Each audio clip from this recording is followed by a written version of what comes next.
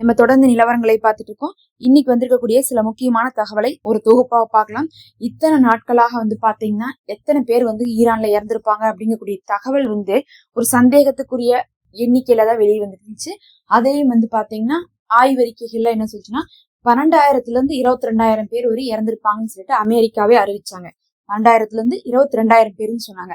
அதை வச்சு எல்லாரும் என்ன சொன்னாங்கன்னா 12,000 தான் வந்து இருக்கும். இவங்க வந்து என்ன சொல்றாங்க, அதிகமா சொல்றாங்கன்னு சொல்லிட்டு இருந்தாங்க. ஆனா இன்னைக்கு ஈரான்ல இருக்கக்கூடிய டெய்லி மெயில் அப்படின்னு சொல்லக்கூடிய அந்த நிறுவனமே சொல்லியிருக்காங்க 16,800 பேருக்கு மேல உயிரிழந்திருக்காங்க இந்த போராட்டத்தின் காரணமாக இருக்காங்க. இந்த போராட்டமே பாத்தீங்கன்னா ஒரு 1.5 மாசத்துக்குள்ளதான் வந்து நடந்துட்டு இருக்குது. ஆனா அதுக்குள்ள இந்த 1 மாசம் 1.5 மாசத்துக்குள்ளேயே வந்து பாத்தீங்கன்னா 18,000 பேருக்கு மேல உயிரிழந்திருக்காங்க அப்படிங்கிறது ரொம்பவே ஷாக்கிங்கான நியூஸா இருக்கு. அதோட சேர்த்து அவங்க சொல்றாங்க 3 லட்சத்துக்கும் அதிகமானவங்க வந்து காயமடைந்திருக்காங்க. எப்படின்னா இந்த போராட்டத்துல தாக்குதல் நடத்தி வந்து தடியடி மூலியமாக வந்து கலைச்சிருக்காங்க. அதனால அந்த மாதிரி தாக்குதல் நடத்துறது மூலமாகவும் இன்னும் உள்ளக்குள்ள இருக்கக்கூடிய அந்த கைக்கூலிகளே என்ன பண்ணிருக்காங்க, பொதுமக்கள் மேலையும் வந்து சில சமயங்கள்ல காயங்கள் ஏற்படுற மாதிரி செஞ்சிருக்காங்க. அதிகமாக கவர்மெண்ட் தான் வந்து பாத்தீங்கன்னா கூட்டத்தை கலைக்கிறதுக்காக அட்டாக் பண்ணிருக்காங்க. அதனால அந்த மாதிரி ஒரு 3 லட்சம் பேர் வந்து பாதிப்படைஞ்சிருக்காங்க அப்படின்னு சொல்றாங்க. இது ரொம்ப ஒரு பெரிய ஷாக்கிங் நியூஸ் தான். இதை கேட்டுட்டுதான் இங்கிலாந்து இன்னைக்கு என்ன சொல்லிட்டாங்கன்னா இது வந்து கண்டிப்பா இனப்படுகொலை தான். எப்படி காசால இனப்படுகொலைன்னு சொன்னாங்களோ அந்த மாதிரி ஈரானுக்குள்ள ஈரானே அழிச்சுக்கிட்ட இனப்படுகொலை அப்படிங்கிற மாதிரி சொல்லிட்டாங்க. எப்பயுமே அமெரிக்காவும் இங்கிலாந்து தான் வந்து பாத்தீங்கன்னா இந்த நியூஸ்ல எல்லாம் நம்பர் 1 இருப்பாங்க. அதாவது உண்மையோ பொய்யோ அவங்க சொல்றதா இந்த உலகம் நம்பணும்னு சொல்லிட்டு நினைக்கக்கூடியவங்க. காசாவில இப்படிதான் நடந்துச்சு. அங்க வந்து பாத்தீங்கன்னா இன்னைக்கு செய்தி வந்திருக்கு. அல்பானிஸ் அவர்கள் சொல்றாங்க, இந்த அல்பானிஸ் அவர்கள் தான் ஐநாவுடைய காசாவுக்கான தகவல் எல்லாம் கொடுக்கக்கூடியவங்க. அவங்க இன்னைக்கு சொல்றாங்க 6,80,000 கிட்டத்தட்ட வந்து பாத்தீங்கன்னா 7 லட்சம் பேர் வந்து என்ன ஆயிருக்காங்கன்னா காசாவில இந்த 2 வருஷத்துக்கு இறந்திருக்காங்க. அது மட்டும் இல்ல, இது மட்டும் உறுதியாகக்கூடிய பட்சத்தில் 3 லட்சம் பேர் வந்து குழந்தைகள் இறந்திருப்பாங்க அப்படின்னு சொல்லிட்டு ஒரு தோராயமாக சொல்லியிருக்காங்க. 100% அக்யூரேட்டா சொல்லல. நாங்க வந்து எடுத்த தகவலின்படி இது வந்துட்டு இருக்கு. இறுதி கட்டமாக வந்து நாங்க இன்னும் மேற்கொண்டு சோதிச்சுட்டு இருக்கோம். அப்படி பார்த்தா 7 லட்சம் பேர் காசாவில 2 வருஷத்துல இருந்திருக்காங்க. அதுல 3 லட்சம் பேர் வந்து குழந்தைகள் அப்படின்னு இருக்காங்க. பார்க்க போனா இதை நடக்கும்போது உலகமே வேடிக்கை தான் பார்த்துட்டு இருந்துச்சு. அப்ப எல்லாம் இங்கிலாந்து ஆகட்டும் இல்ல அமெரிக்காவாகட்டும் இதை இனப்படுகொலைன்னு சொல்லாம இதே வந்து ஈரான் செய்யறாங்க அப்படின்னா இதை வந்து என்ன பண்றாங்க, இனப்படுகொலைன்னு சொல்றாங்க. அங்க வந்து நிலைமை கைமீறி போய் கொண்டிருக்கு. ஈரான் தூக்குல போடுறாங்க, சுடுறாங்க, எல்லாமே உண்மைதான். ஆனா அங்க இருக்கக்கூடிய நிலைமை என்னன்னு பார்க்கும்போது இந்த கைக்கூலிகளை இறக்கி விட்டுட்டு பள்ளிவாசலுக்கு தீ வைக்கிறது, ஹாஸ்பிட்டலுக்கு தீ வைக்கிறது, இந்த மாதிரி எல்லாம் பண்ணா எந்த கவர்மெண்டா இருந்தாலும் சுடுவாங்க, தூக்கு தண்டனை கொடுப்பாங்க. இப்ப நிலைமை அங்க அதுதான். ஆனா இவங்க எதை பத்தியும் பேசாம ஈரானையே வந்து இந்த இனப்படுகொலை செஞ்சுட்டாங்க அப்படிங்கிற மாதிரி அறிவிச்சிருக்காங்க. அதே சமயத்துல ஈரான் இன்னைக்கு வந்து பாத்தீங்கன்னா 3 நாள் கெடு விதிச்சிருக்காங்க. எதுக்கு 3 நாள் கெடு அப்படின்னு சொல்லிட்டு பாத்தீங்கன்னா இன்னும் இந்த போராட்டத்துல யாரெல்லாம் பங்கேற்று இருக்கீங்களோ எல்லாரும் வந்து சரணடைஞ்சிருங்க, இல்லாட்டினா நாங்க ஒன்னா சுட்டு பிடிப்போம் இல்ல தூக்கு தண்டனை கொடுப்போம்னு சொல்லியிருக்காங்க. அப்ப வந்து இன்னும் வந்து போராட்டம் செய்யக்கூடிய ஸ்பை எல்லாம் பிடிக்கிறதுக்காகத்தான் இதை பண்ணிட்டு இருக்காங்க. ஏற்கனவே வந்து பாத்தீங்கன்னா கடந்த 48 மணி நேரத்துல 5,000 பேர்த்த வந்து கைது பண்ணியிருக்கிறதாக நேத்தே நம்ம வந்து என்ன சொல்லி அறிவிச்சிருந்தோம். ஈரான் தேடுதல் வேட்டையில தீவிரமா இருந்துட்டு தான் இருக்காங்க. நிறைய பேர்த்த கைது பண்ணிட்டு தான் இருக்காங்க. தப்பிக்கிறதுக்கான வாய்ப்பு இந்த தடவை இந்த கைகூலிகளுக்கு கம்மியா இருக்கிறதுனால அவங்களே சரணடைஞ்சாங்கன்னா உயிராவது தப்பிச்சுப்பாங்க. அப்படியே அங்கிருந்து இந்தியாவில பாத்துட்டீங்கன்னா இப்ப யுஏஇயோட இந்தியா வந்து நட்பு பாராட்டி கொண்டிருக்கு. யுஏஇயுடைய தலைவர் வந்து இந்தியாவுக்கு வந்திருக்காரு. மோடி அவர்கள் வந்து அவங்கள வரவேற்கிறாங்க. அதுக்கப்புறம் வந்து ஒப்பந்தம் எல்லாம் போடுறாங்க. இது வந்து எப்படி பார்க்க வேண்டியது இருக்குன்னா இப்ப சவுதிக்கும் யுஏஇக்கும் நடுவுல பெரிய ஒரு மோதல் போயிட்டு இருக்கு. இந்த சமயத்துல வந்து நம்ம சவுதி கூட ஏற்கனவே ஒரு ஃப்ரெண்ட்ஷிப்ல இருந்துட்டு இருக்கும்போது இப்ப யுஏஇ ஜாயின் பண்றாங்களே, இதனால சவுதிக்கு நமக்கு ஏதாவது உறவுல வந்து கிளாஷ் ஏற்படுமா அப்படின்னு பார்க்க வேண்டியது இருக்கு.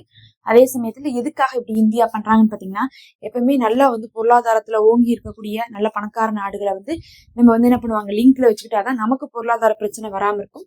அப்படி பார்க்கும்போது யுஏஇ எல்லாம் வந்து பணத்துக்கு பஞ்சம் இல்லாதவங்களாக இருந்துட்டு இருக்கிறதுனால அவங்களையும் என்ன பண்ணிருக்காங்க, இந்தியா வந்து நட்போடு வந்து ஆதரிச்சிருக்கு.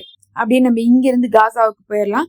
காசாவுல வந்து பாத்தீங்கன்னா அமைதி வாரியம்னு சொல்லிட்டு ஒண்ணு ஆரம்பிக்கிறோம்னு சொல்லிட்டு என்ன பண்ணியிருந்தாரு ட்ரம்ப் சொல்லியிருந்தாரு. இப்ப இன்னைக்கு என்ன பண்ணிருக்காரு, அதுக்காக சீனா, ரஷ்யா இன்னும் பல நாடுகளுக்கு அழைப்பு கொடுத்திருக்காங்க. அதுல பிரான்ஸ் வந்து மறுத்திருக்காங்க. மிச்சவங்க யாருமே இன்னும் எந்த பதிலையும் சொல்லாம இருக்காங்க. எதுக்காக அவங்களெல்லாம் அழைப்பு கொடுத்துருவாங்கன்னு கேட்டா $1 கோடி கொடுங்க, $1 கோடி கொடுத்தீங்கன்னா உங்களையும் அந்த அமைதி வாரியத்துல ஒருவரை ஆக்குறோம் அப்படிங்கிறாங்க. இதுக்கும் காசாவுடைய சுதந்திரக்கும் என்ன இருக்குன்னே தெரியல. ஏன்னா காசா அப்படிங்கிறது வந்து எங்களுக்கு தனி நாடா கொடுத்துருங்க பாலஸ்தீனத்தைன்னு கேக்குறாங்க. காசாவை இஸ்ரேலுக்கு விட்டு கொடுக்க முடியாதுன்னு சொல்றாங்க.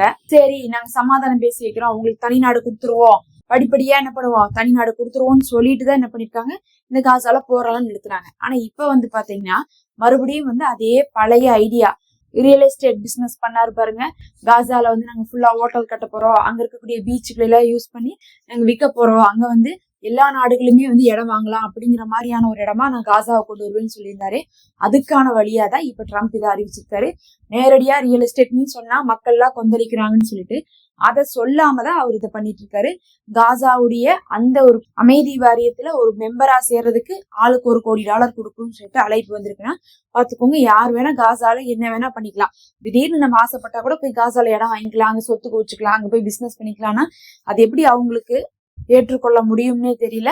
மறுபடியும் காசா அந்த ரியல் எஸ்டேட் பிசினஸுக்கு தகுந்த மாதிரிதான் நகர்ந்து கொண்டு இருக்குது. கடைசியா ஒரு நியூஸ், இது வந்து குட் நியூஸா பேட் நியூஸானே தெரியலன்னு தான் நம்ம சொல்லணும். ஐநாவை இழுத்து மூடுறாங்க. அது ஒன்னுத்துக்குமே வந்து யூஸ் இல்லாம தான் இருந்துட்டு இருந்துச்சு. அது இழுத்து மூணுனா நமக்கு என்ன அப்படிங்கிற மாதிரிதான் இருக்குது. அதனால வந்து இது ஒரு ஒர்த் இல்லாத மாதிரி தோணினாலும் அதுக்கு பதிலா என்ன பண்றாங்கன்னா அமெரிக்கா அதை மூடிட்டு பீஸ் ஆஃப் போர்டுன்னு சொல்லிட்டு ஒண்ணு ஆரம்பிக்கிறாங்க. அப்படின்னா அமெரிக்கா நினைச்சா எதை வேணா வந்து ஓபன் பண்ணுவாங்க, எதை வேணா க்ளோஸ் பண்ணுவாங்க, எதுக்குமே மரியாதை இல்ல. ஐநாவில் அத்தனை நாடுகள் வந்து 200 நாடுகள் பக்கம்லாம் லிங்க்ல இருக்காங்க. யார்ட்டையும் எதையும் கேட்கறது இல்ல. அமெரிக்கா பாட்டு முடிவெடுக்கிறாங்க. திடீர்னு இழுத்து சாத்திட்டு பீஸ் ஆஃப் போர்டுன்னு சொல்லிட்டு ஒண்ணு ஆரம்பிக்கிறாங்க. இதை பார்த்துட்டு புட்ரஸ் இன்னைக்கு ரொம்ப கொந்தளிச்சிருக்காரு. புட்ரஸ் அப்பப்ப வந்து காசா விஷயத்துல உக்ரைன் விஷயத்துல எல்லாம் ஏதாவது ஒரு கருத்து சொல்லுவாரு, அதுக்கப்புறம் பேசாம வந்துருவாரு. ஏன்னா நம்மளால ஒண்ணுமே முடியாதுன்னு சொல்லிட்டு பேசாம இருப்பாரு. ஆனா இன்னைக்கு வந்து கொந்தளிச்சு கத்திருக்காரு.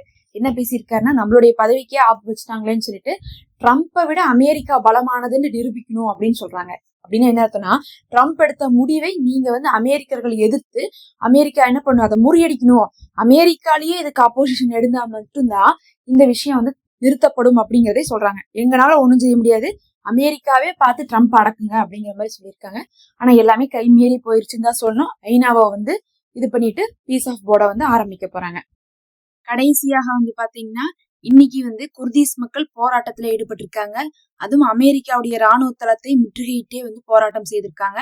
ஏன் வந்து குர்தீஸ் மக்கள் வந்து ராணுவ தளத்தை முற்றுகையிட்டு இருக்காங்க, அதுவும் அமெரிக்காவுடையதுன்னு பார்க்கும்போது அமெரிக்கா தான் குர்தீஸ்க்கு சப்போர்ட் கொடுக்குறோம்னு சொல்லிட்டு ரொம்ப வருஷமாகவே அவங்கள்ட்ட ஒரு லிங்க்ல இருந்துட்டே இருப்பாங்க. அதுக்கப்புறம் எண்ணெயெல்லாம் என்ன பண்ணிட்டு இருந்தாங்கன்னா அங்கிருந்து வந்து கம்மி விலைக்கு வாங்குறது, கடத்துறது எல்லாமே வந்து அமெரிக்கா அனுபவிக்கிறவரையும் அனுபவிச்சுட்டு கடைசியா குர்தீஸுக்கு பாத்தீங்கன்னா சப்போர்ட் கொடுக்க வேண்டிய இடத்துல கரெக்டா சப்போர்ட் கொடுக்காதனால ஒரு பக்கம் துருக்கியும் இன்னொரு பக்கம் சிரியாவுடைய ஜூலானியும் வந்து என்ன பண்ணிட்டாங்கன்னா இப்ப குர்தீஸை அடக்கிட்டாங்க. அப்போ குர்தீஸுடைய தோல்விக்கு காரணம் அமெரிக்கா தான். அவங்க எங்களுக்கு நம்பிக்கை கொடுத்து ஏமாத்திட்டாங்க. அவங்க மட்டும் சரியான நேரத்துல எங்க கூட வந்து நின்று இருந்தா நாங்க இந்நேரம் ஜெயிச்சிருப்போம்.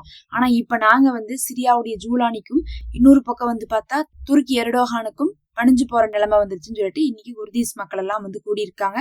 அமெரிக்காவை பொறுத்தளவுக்கு எவ்வளவு நாள் தேவை இருக்கோ அவ்வளவு நாள் சேர்த்துக்கிட்டாங்க. அதுக்கப்புறம் இப்ப வந்து ஜூலானி வந்ததுக்கு பிறகு குர்தீஸுடைய தேவையில்லைன்னு சொல்லிட்டு ஒதுங்கிட்டாங்க. அதனுடைய விளைவு தான் இதெல்லாம் தான் இன்னைக்கு வந்து முக்கியமான செய்திகள். அடுத்த ஒரு காணொலியில சந்திப்போம்.